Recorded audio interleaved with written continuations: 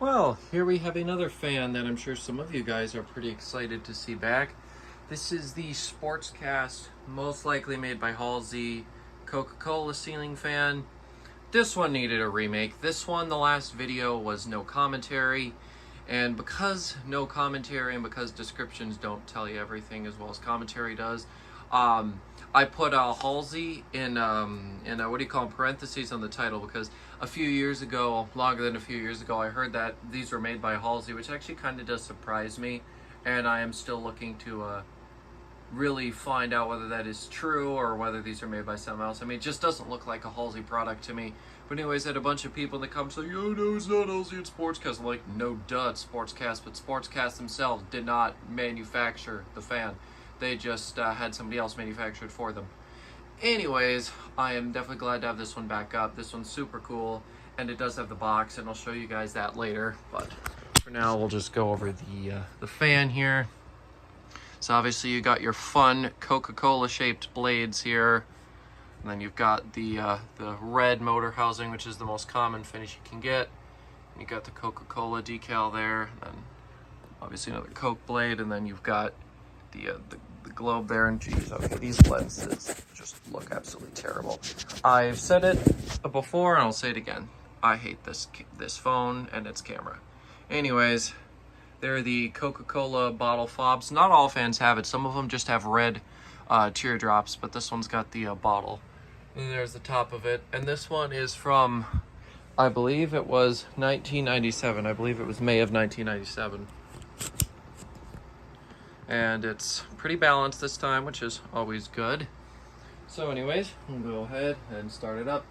Here is the light kit. No, that's the fan. Tired.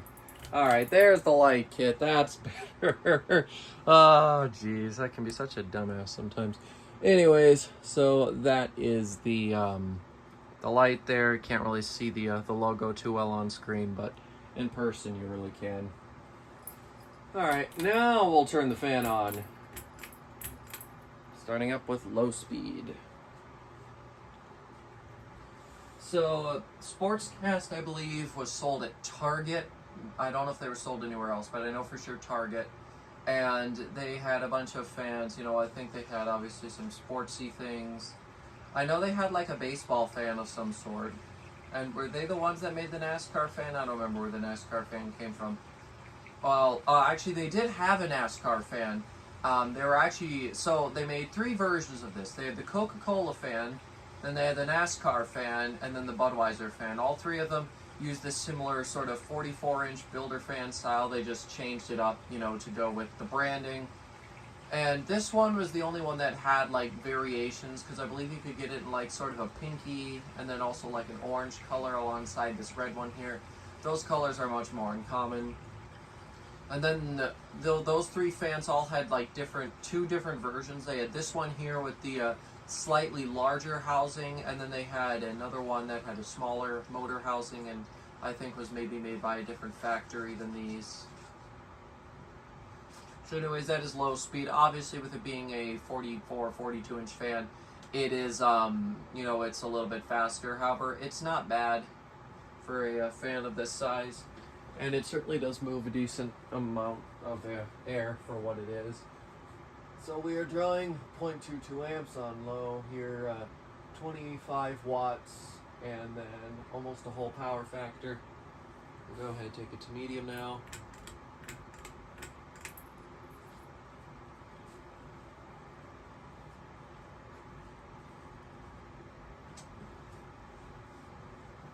And yeah, these were made from the mid to late 90s into the very early 2000s. And there is a very iconic Dairy Queen that has 4 of these installed. I don't know if they're still there now. That's one place you might recognize these from. And then so many people have these. They, you know, I used to think that these were more uncommon, you know, when I first got it. However, then as I do with every single fan I bring home, I do as much research. I take a look at everybody's videos who's made one, and there are so many videos of these. These are not rare fans at all. And another thing is you really don't want to overpay for them. People think that they're worth so much money. I've seen these things on Facebook Marketplace damaged and missing parts for $350. It's like, I really don't think they're worth that. I don't even really know if they're worth 50, honestly. Maybe with the box. I got mine with the box for 20. The box isn't in the greatest of shape. It's pretty tattered, but it still holds its own and it looks okay, and you can make out basically all the writing, so I can't really complain. The fan has a slight hum, as you'd expect from a 153mm motor, but otherwise it's just fine. No real bearing noise, not much. This fan has been installed, I believe, 3 times when I first installed it, and back then, I thought, oh yeah, I'm gonna leave this fan up, long term, once I get through testing all my fans. And then I brought home so many fans that never really, that never really ended up happening, and it'll never happen again. There will never be a long-term fan on this testing rig here. And then the next time I put it up for a photography project, I did do a remake then. However, I scrapped it because I didn't have my new phone. I have it now. And I figured, I might as well just go through and re-record every single fan video that was not recorded on this phone, and anything else that needs it. Anyways, we'll go take a look at the energy reading here. Let's see, 0.31 amps, 36.4 watts, and still basically whole power factor. Go to high. So why does this look like it's loose? Oh, because it is loose, that's why. I thought that little pull chain nut was loose. Anyway, so that's high. Very slight amount of wobble, not horrible. For MDF blades like this, you can't expect perfect balance. It's definitely moving in the air, though. It's not a bad fan. I really am happy to have this one up again. I absolutely love this. It takes me back, to seeing the videos of these all over YouTube as a kid. And, I always loved these, and this was one of the very first fans I actually brought home for the collection. I saw it on Craigslist for $20, and I just knew that I had to buy it. My dad agreed. He was pretty excited too. So we brought this one home, and I've had numerous people tell me they want to buy it.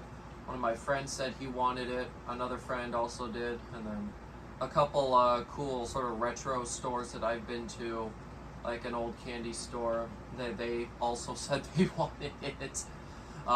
So yeah, these fans, they're definitely in demand, and that is the thing. In some cases, you could actually get a lot of money for these.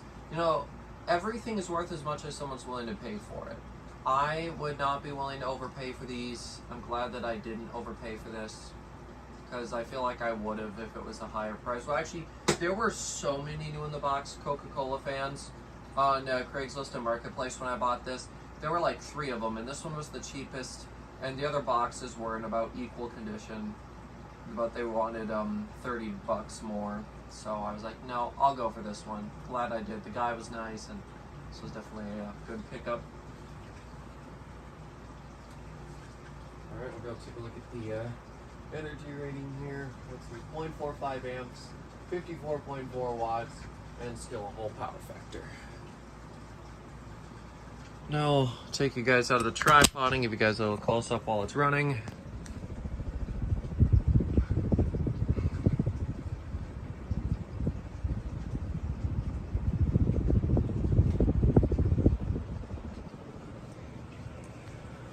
I really do love these fans. These are probably some of my favorites, especially when it comes to cheaper novelty fans. Well, actually, when it comes to just novelty fans, that are wacky colors and, just like branded and stuff like this, just like all the other fans and like the Hunter Fantasy Flyer, the Craft Made Blue, basically anything like that, of all those novelty type fans, this is easily my favorite.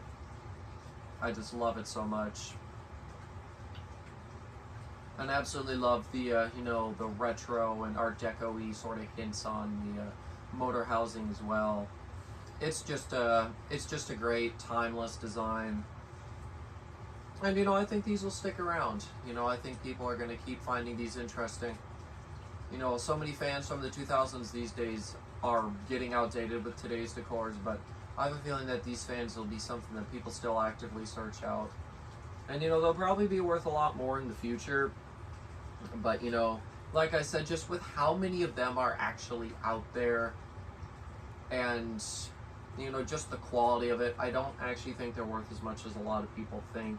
And that's another thing, like some of those relabeled Encon fans, like the Mario fan and some of those other ones, and I think Ghostbusters had one. I see people asking so much money for those, like $1,000. I'm like, do you realize that the ceiling fan you're trying to sell literally just has like branding all over it, but it's literally a $15, $20 fan? And you know, this is slightly better than those. I mean, I would consider a 42-inch builder fan, you know, a decent retail price would be, I don't know, $50 maybe, something like that, 50, 60, maybe a little more if you get a nicer one. But you know, like these are all relatively cheap fans that they just make look nice. Like what makes these fans special is their appearance. If this was just a basic 42-inch builder fan, it would not have much value. Unless it was in a rare finish or at a rare light kit or just something unique about it.